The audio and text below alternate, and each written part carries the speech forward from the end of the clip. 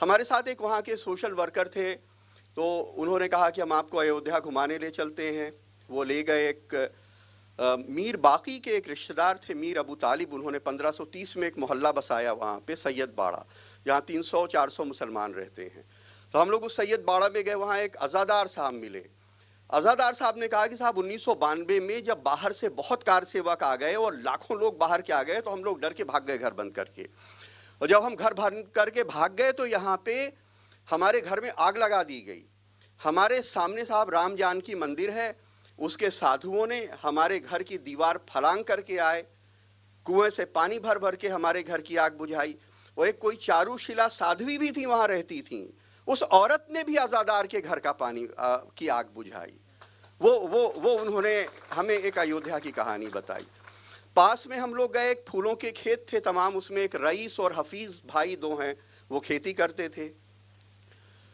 फूल की खेती बहुत लोग करते हैं, लेकिन उस खेत की खूबसूरती ये थी, वो कहते थे कि जो पहला फूल तोड़ा जाता है उसका हम पैसा नहीं लेते, वो भगवान को चढ़ाने के लिए जाता है। ये रईस और हफीज़ थे। एक मोहल्ला है वहाँ बेगमपुरा, वो ईरान की कोई बेगम थी, वो कभी आके यहाँ बस गई थी, उनकी मज़ार है, उसके ऊपर फ़ारसी में उनकी कहानी भी लिखी हुई है उनके आने की वहाँ पे। उस मोहल्ले में एक मुन्नू मियाँ थे, एक साबिर साहब थे उनके फादर। अब साबिर साहब अभी भी हैं, मुन्नू मियाँ नहीं रहे। मुन्नू मियाँ एक शिया मुसलमान थे, उनके घर में बाकायदा इमाम बाड़ा था, मजलिस मातम होता था मुहर्रम में। मुन्नू मियाँ अयोध्या में 1949 से सुंदर भवन मंदिर के महंत थे।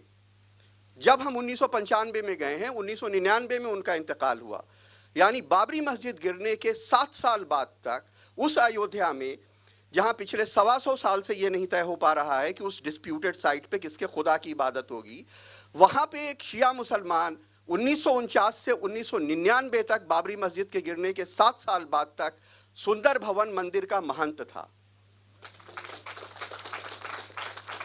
और जब तक वो महंत रहे, जब तक वो